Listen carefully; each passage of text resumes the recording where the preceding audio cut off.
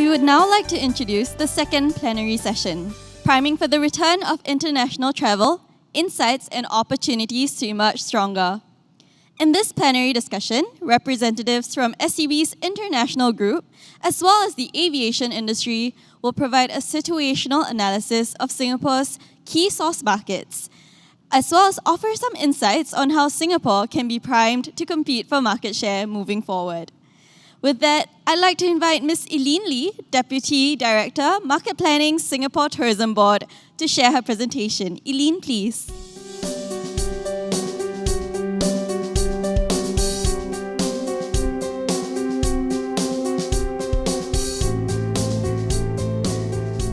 Hi, good afternoon to our guests who are here with us at Suntec City and to you who's joining us in the virtual sphere. My name is Eileen and I work with the international team at STB. Now, I hope you've been enjoying the insights and discussions at TIC 2021, and the next hour promises to be as illuminating. Our panelists will be the first to tell you that they have been priming for recovery. But before we dive into the discussion proper, we prepared a short presentation with market insights from around the world. Now, we'll touch briefly on what the experts are saying and the lead up to the recovery of general travel. Travel is something that we all agree is facing very strong headwinds. Now, how can we emerge stronger together? We talked a little bit about this today, but we'll share more ideas on how we can prepare for the gradual return of international flows. At the same time, the pandemic has significantly altered the way people plan and take a trip. Again, we have talked through a little bit of these themes, but our regional officers would like to share their views also on consumer needs impacting our top source markets, and we'll highlight some trends shortly. Now, first of all, on timeline.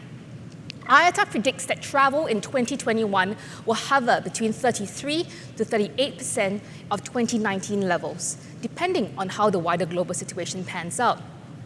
Now, while the journey to recovery has many potential pathways, analysts have come to a landing that 2024 is the year that international tourism numbers and expenditure returns to pre-COVID-19 levels. Now, the tourism industry and competitive landscape is already experiencing a pickup. Prolonged border restrictions combined with compelling campaigns strongly backed by local governments, such as those launched in Japan, Taiwan and Hong Kong, has seen the market for domestic tourism thrive over the year and likely to the immediate future. A handful of destinations are also leading the charge to reopen their borders to international travelers in the near term. Let's walk you through a couple. Now, Dubai has been open for international travel since July 2020, supported by aggressive restart of global flight capacity. It's also introduced various schemes, such as a one-year virtual working visa program to entice digital nomads and remote workers to move to Dubai. Closer to home, besides relaxing its quarantine requirements this month, Thailand has announced that vaccinated tourists visiting Phuket will not be required to serve any form of quarantine from July this year.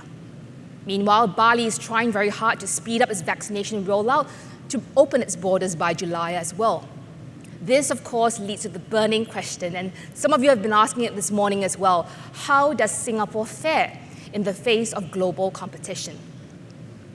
Now, Singapore is working concurrently on both supply and demand side factors. For supply, this means operationalizing our travel schemes, facilitating a sustainable resumption by creating a safe environment, including safe itineraries, and a safe experience for everyone in Singapore, residents and travelers alike. The Singapore government, and Min Chan expressed many of his views this morning, said that we're working on many fronts to conclude air travel bubbles, also known as ATB, with more destinations. Now, the two critical factors we must remember is infection rates and control measures of both parties. On that note, we are keen to activate our existing agreement with Hong Kong, subject to conditions being favorable. In the meantime, I want to assure everyone that we're doing our best to keep Singapore top of mind in the lead up to the launch of the ATB in Hong Kong.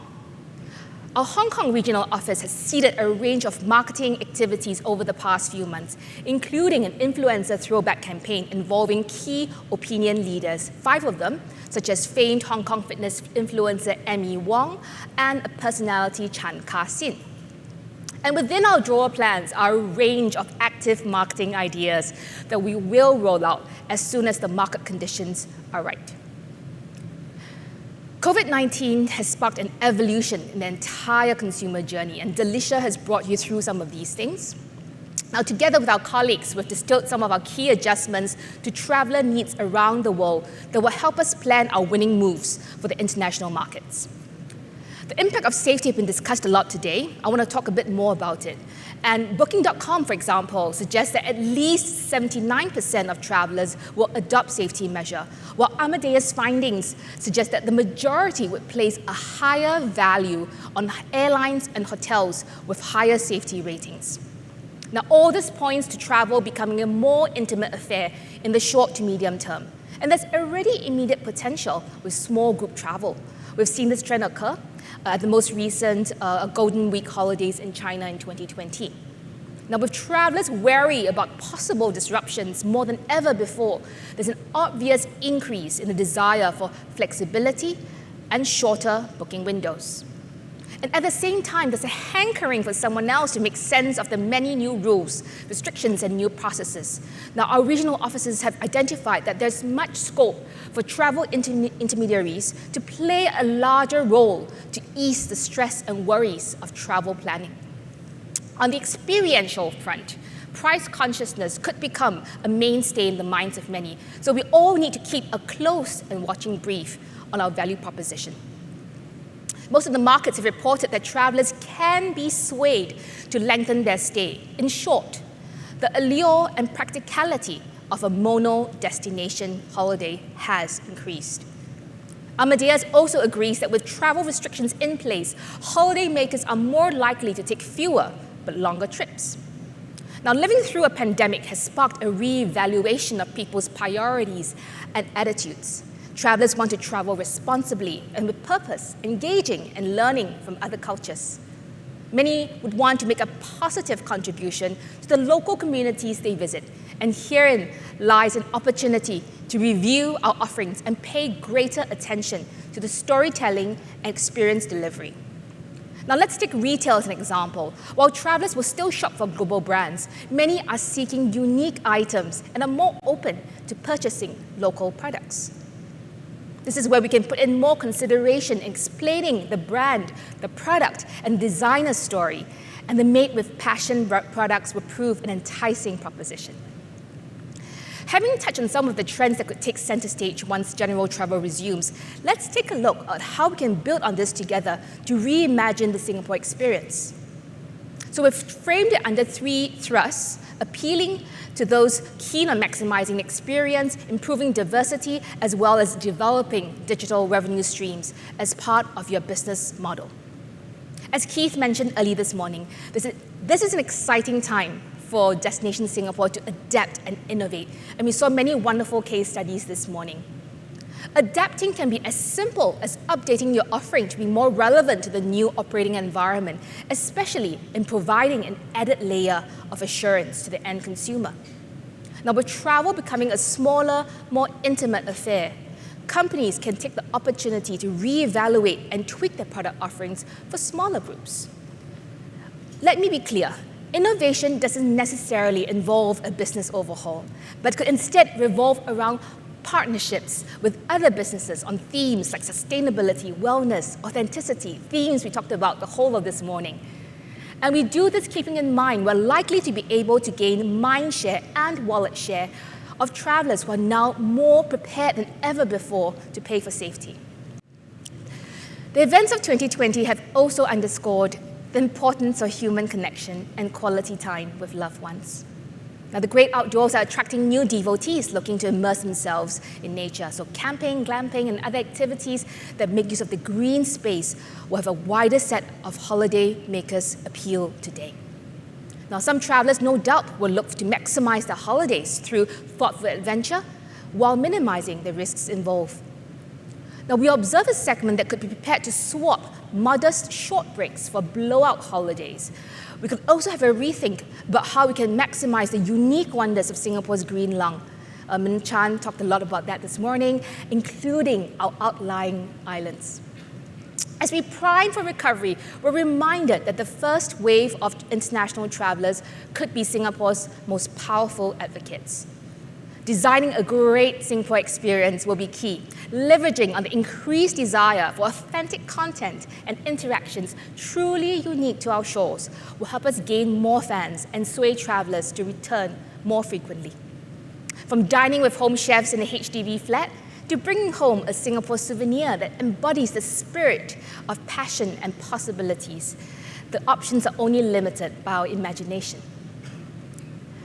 The past year has really proven that Singapore tourism can expand beyond traditional brick-and-mortar experiences and delivery formats and adjust to access new markets, new segments, and new use cases.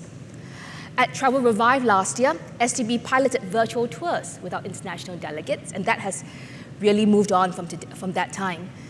The streaming format may not necessarily replace physical travel fully, but we identify there's immediate potential and longer-term viability with applying it on overseas school trips and learning journeys for corporate groups.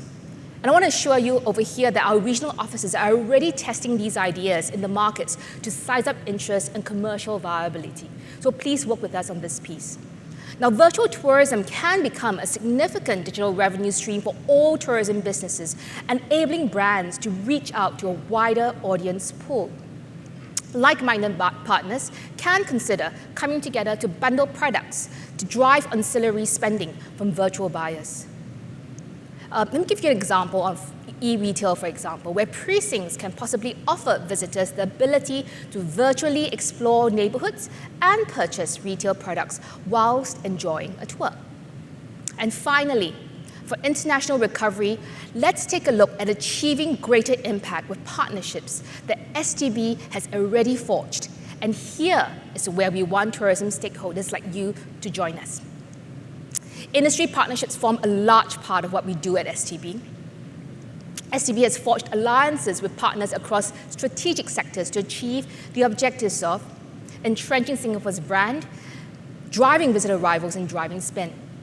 Now, in the next few slides, I want to take you through a couple of examples. Firstly, partnerships with marquee brands that can help amplify the destination positioning of Singapore. To cut through cluttered media and better reach out to our audiences, we also partner media and entertainment brands to help us build mindshare through branded entertainment and content. That is effectively shifting from advertising to entertainment to engage our target audiences. For driving visitor arrivals, STB works hand in hand with strategic aviation partners, and together with our airport and national carrier, we hope to inspire visitors to boost their confidence to travel again to Singapore. Now further, we maintain a wide network of travel agent and online travel agent partnerships to enable bookings and conversions. Now, for example, we're working with Expedia for joint marketing globally, as well as with Klook, Traveloka, and Trip.com to target more regional audiences. Now, before mass travel resumes, we partnered Visa and DBS for the first time domestically to stimulate domestic demand and spend, as well as help stakeholders to prepare for the future through digitalization and adopting contactless payments. As borders progressively open, we will extend efforts to drive cross-border spend through more aggressive international marketing with banks and payment gateways. And here, we're very strong networks with Visa, Alipay, and UnionPay. Now, for the e-commerce sector, we're already working with Chris Shop and iShop Changi as a start to drive spend and profile our local businesses domestically and internationally. Now, we would like to maximize the impact of our partnerships, and here's where we would like to encourage stakeholders to join us in any of these ways. Please leverage on these platforms to target the domestic market and eventually the regional markets. We want to work with you to co-curate unique experiences for market-specific audiences and events in Singapore. And finally, we want to get your support to facilitate visits and filming by production companies, entertainment brands, media and influencers. So please reach out to my colleagues for further inquiries. With that, we've come to the end of my segment, but there'll be more insights shared in the next part. Thank you very much for your attention, and I'd like to take the time now to invite my colleague, Chi Pei. Mr. Chang Chi Pei is the Assistant Chief Executive of International Group at Singapore Tourism Board to come on stage. At this time, I'd also like to invite our colleagues from Changi Airport Group and Singapore Airlines Group to join us. Gentlemen.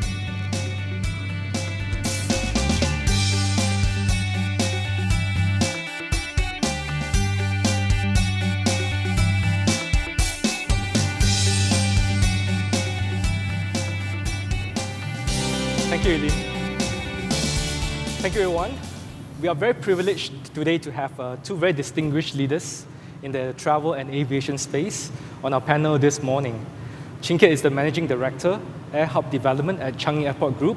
He oversees airline development, passenger development, Air Hub strategy, and cargo and logistics group.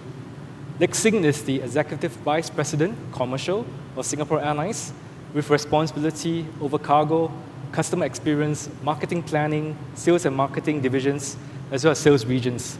Looks like both of you are doing a very, very big job. Just cut to the chase and get down to answering, right? Asking some of the questions. Travel recovery cannot start without the recovery of the airline sector. So I'd like to start with Lik Sing.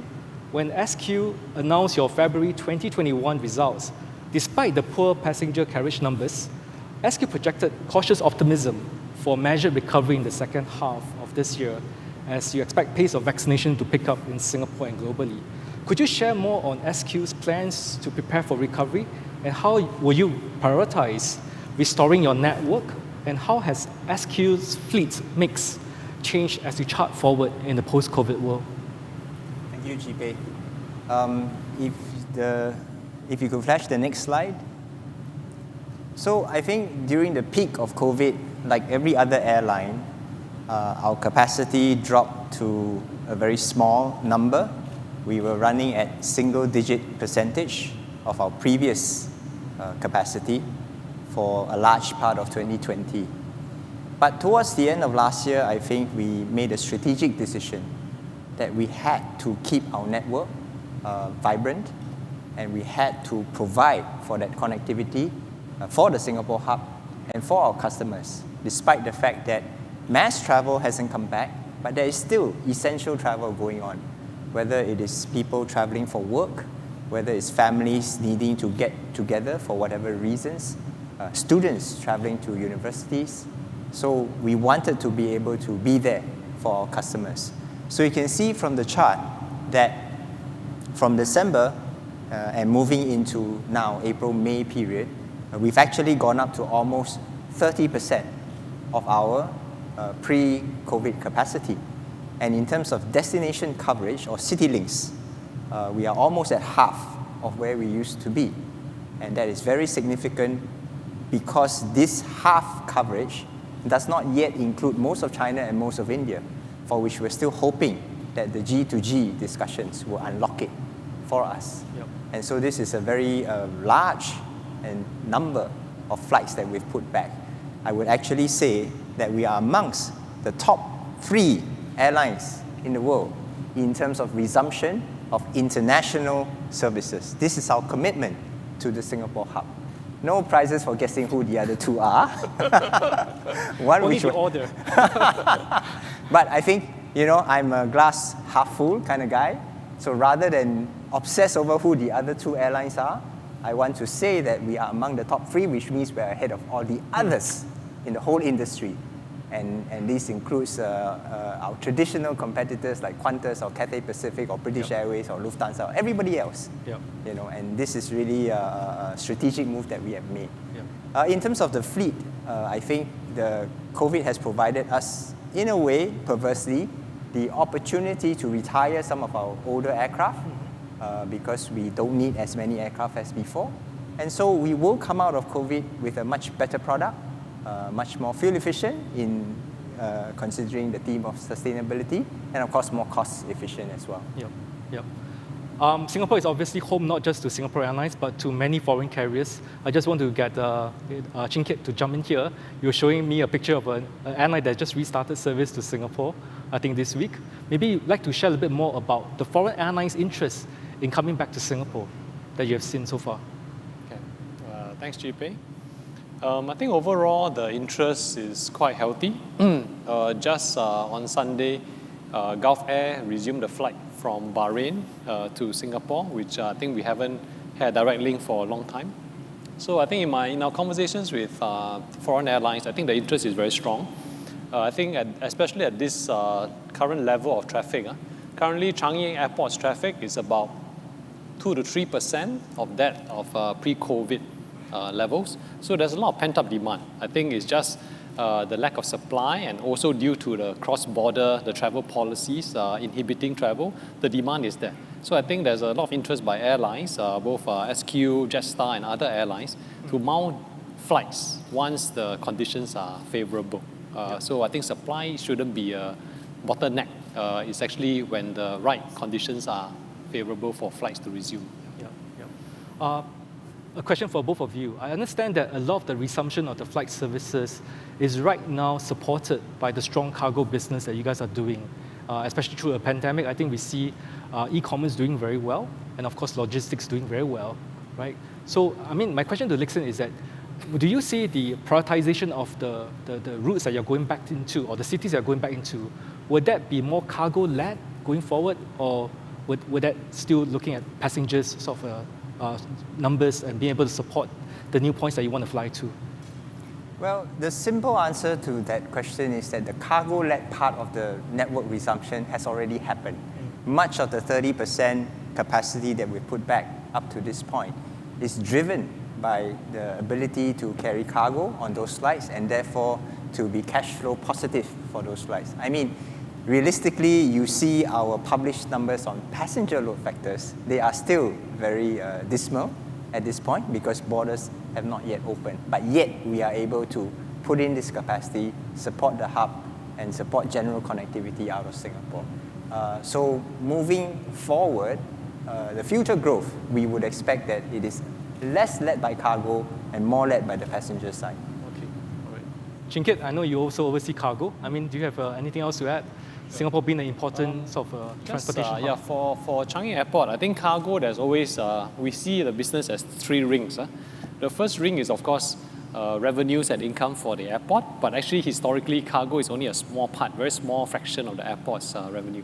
The second ring is, like what Lixin said, cargo is a key component for our partners' airlines' revenue, and even more so during this pandemic, where cargo yields have remained healthy, then that will help to support passenger, right?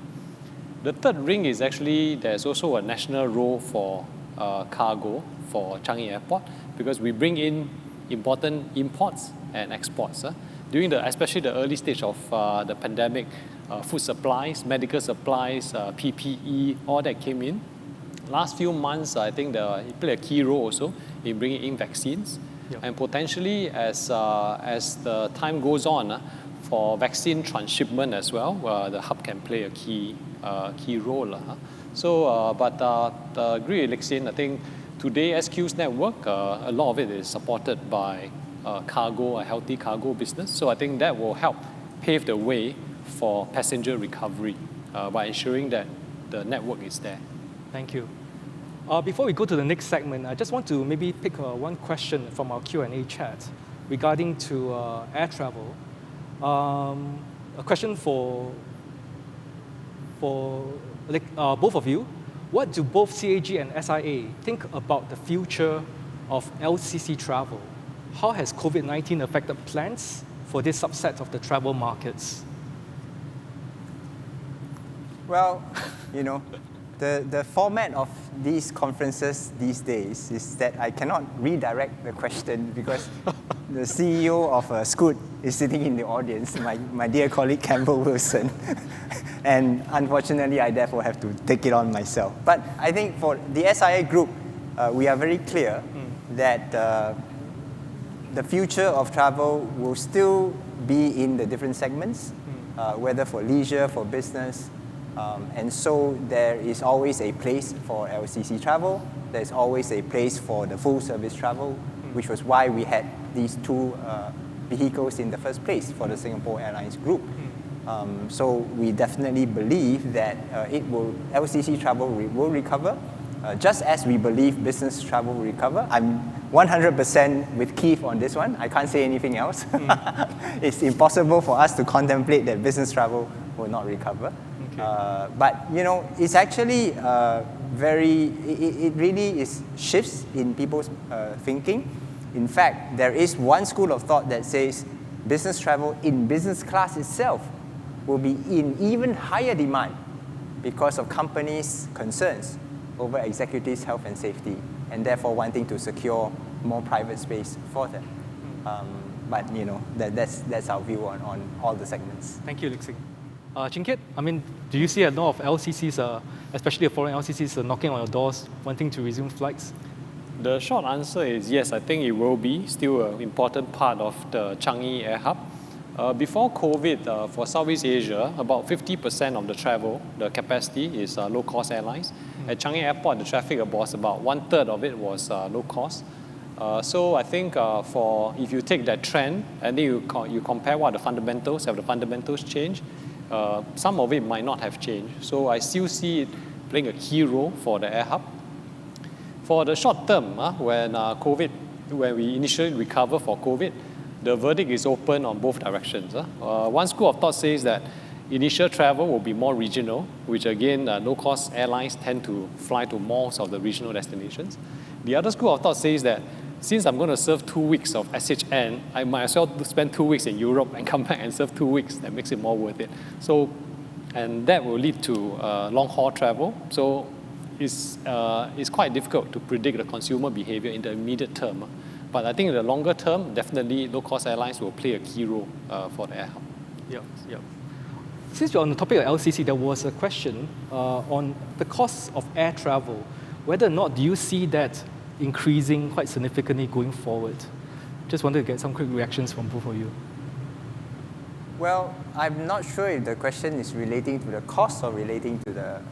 So you're talking about pricing. Pricing, okay, right. airfares, and which is always a favorite subject of anybody because everybody's a travel consumer. Yeah. I think many of the comments have come in recent times because the supply-demand balance is completely out of whack in the current scenario, where there are very, very few scheduled flight services because so many airlines have cancelled their flights. And the demand is also not very natural demand in the sense. It's all essential travel only. It's not your broad-based demand. Yeah. But I think as borders start to reopen, as mass market travel starts to come back, we will see a much more normalized demand-supply balance. And we have seen that in that kind of a situation, consumers have really benefited over time in the past decade, where there has been such tremendous growth in travel, and it has been really very, very affordable. Yeah.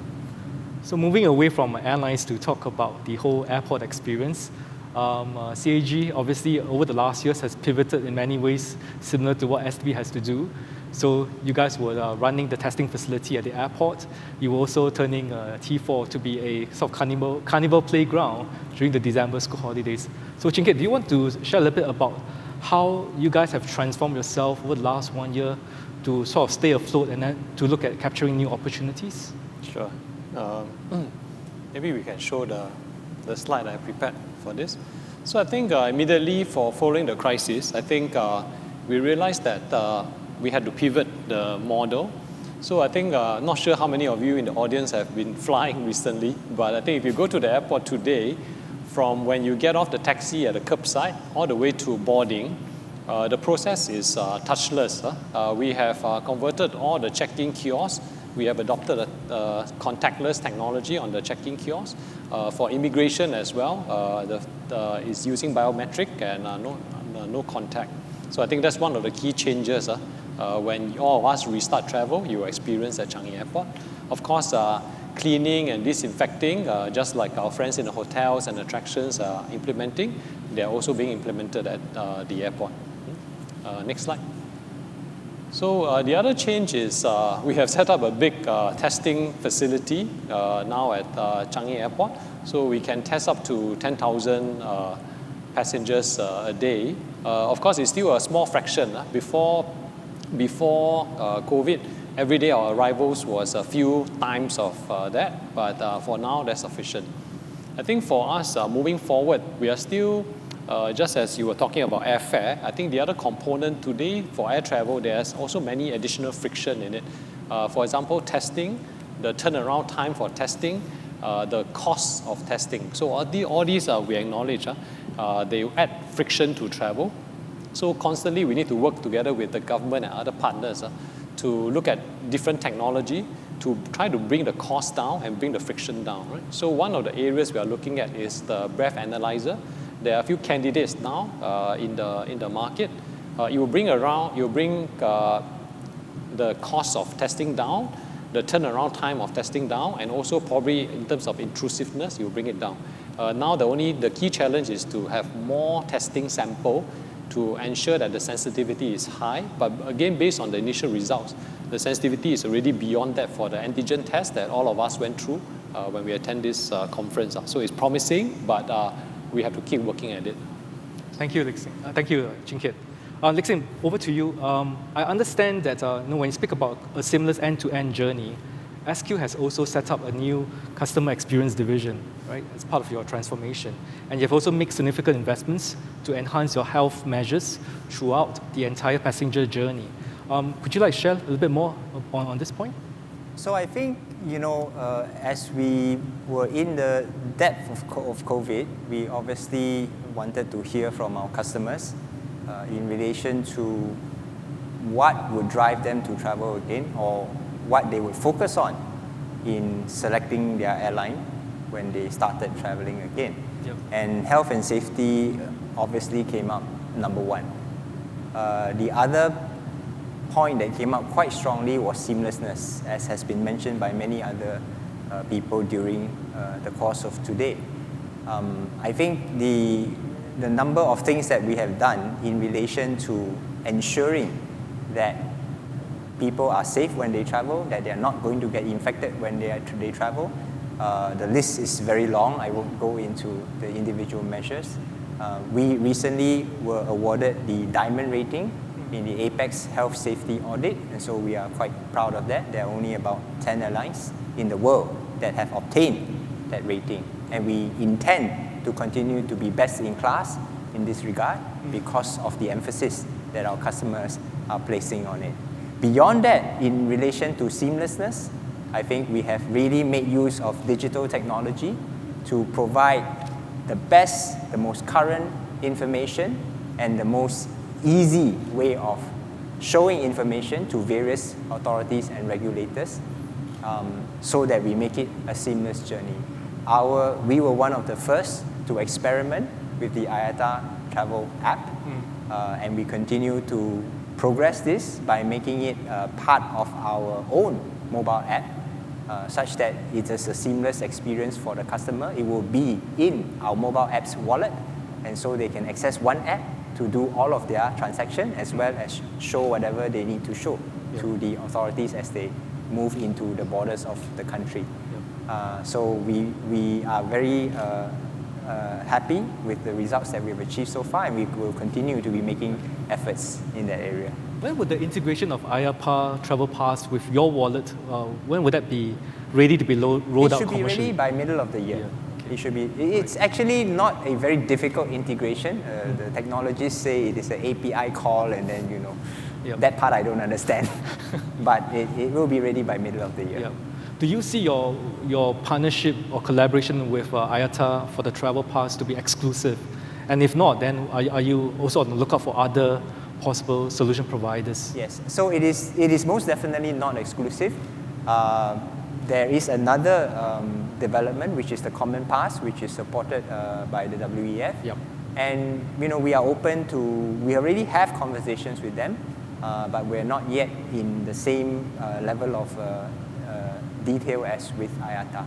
But I think, to be fair, broadly in the world as this progresses, we're not going to have 10 to 15 different kind of applications. There will probably be 2 or 3 at maximum. Yep. And so we intend to work with every single one because we have a global network and we want to cater to every customer. Great. Back to questions. For Lixing again, are there plans for SIA to roll out COVID-19 testing and insurance for passengers to better your product offerings? I think this is in reference to what some of the Middle Eastern carriers are offering, free COVID insurance as part of the overall airfare. Yeah. Well, I think whether the fact is that COVID insurance is available. Whether you make it free or you don't make it free is pricing bundling. It's like how some airlines offer pickup service and some other airlines don't. Yep. Importantly, in terms of seamlessness, we must have the product available, and we do have the product available today, even though it's not free, it's for purchase. Yep. So that's our baseline intent, which we have done. Thank you. Maybe just to jump in on this issue for the insurance as well. I think COVID being such a new phenomenon, I think some of the insurance packages also is not very sure existing. Do they cover or do they not cover? So I think last year, as a result of the task force that CAG and SCB were working on, we actually worked with the insurance providers to launch a COVID insurance inbound product. So I think of course, like Lik Sing explained, for the SQ passengers, they are already covered by SQ's product. But for other travelers, if they want added protection, I think inbound, they can buy one of the 3 products that are in the market. So at least that solution is there for Singapore. Yep. Looking further ahead, I think there was a question from the audience about the future of T5, right? Chin Kit, maybe you want to share some light about where you guys are right now, regards to planning? I think you're familiar, before COVID, Changi Airport, we were operating 4 terminals 1, 2, 3, 4. I think very soon after COVID, when the traffic came down, we realized that we have to right-size the capacity. So Terminal 2 was originally scheduled for renovation. The original plan before COVID was to renovate it and operate it at the same time. But with COVID, we said let's decisively shut it down for a couple of years for renovation. Then Terminal 4, we suspended operation. So today we're operating from Terminals 1 and 3, of which both are operating about half the capacity for this moment in time.